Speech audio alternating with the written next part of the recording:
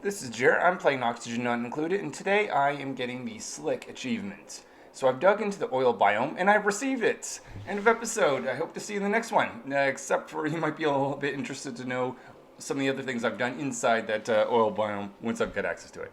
Those plans are going to require a lot of power, so I started a second solar array on this planetoid. At the entrance to the oil biome, I put a conveyor system to be able to transport things like lead and fossils to my main base.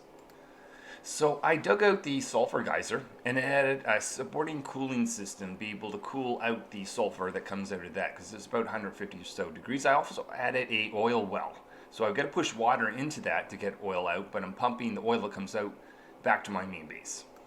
I haven't actually shown the achievement yet. So there it is, the Slick achievement, and also got the Oxygen Not Included. So I guess that won't be a video.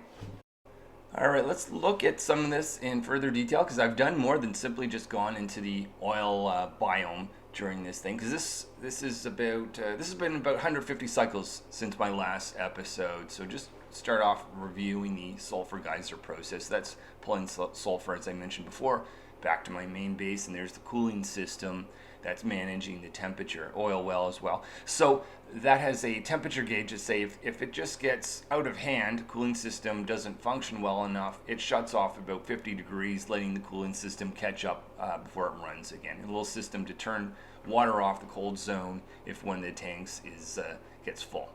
And at the very top of this, of course, I've completed my solar array on my second planetoid, so lots of power to run those systems over here. What have I done on my main base system to create ceramic in an automated way?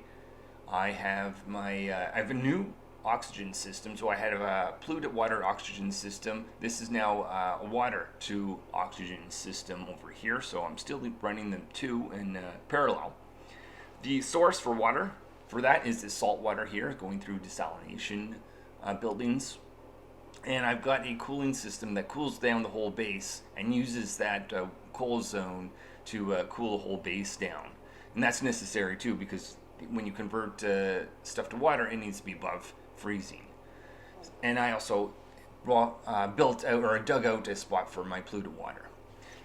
Let's talk about the food situation. It is very different now. I no longer have a incubator for the eggs. That was so good because that was such a manual process. I also have this automation to be able to detect if any critters are missing from one of the stables. It'll close the door above a drop-off point, getting a rancher to go in, wrangle a critter, and have that sent to one of the stables. So that's almost fully automated at this point, and it'll pull meat towards this place over here where I've got a cold plate. We'll talk about that in a second. But above that, I have this zone that is taking the heat from my metal production and putting it underneath these steam turbines so I don't have to worry about the heat. You can also see some plastic being generated and carried out of that. So that is just dealing with that. There's also a ethanol that I'm cooling down to about minus 40 degrees, and I've got two lines. The first line is the meat that's being dropped off there, so it's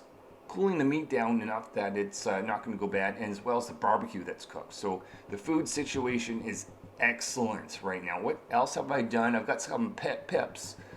I'm going to use those later on potentially, but I've dug out the spot that is a huge vacuum on the bottom of my base, and the main thing that I wanted was this. So I've got a system to be able to turn on steam turbines, dump in a little bit of water when I need power, so that I'm able to do some research and generally do other things involving power. But at the very top of my base, I used some of those pips to build this system. I had heated up a little bit, but I got wheezy warts producing radiation, which is going to generate rad bolts, so I can do research. So that's quite a bit. I'm going to end it there at that point, really just showing you an overview of my base, because at this point I can continue on and work on some of the additional achievements in Oxygen Not Included.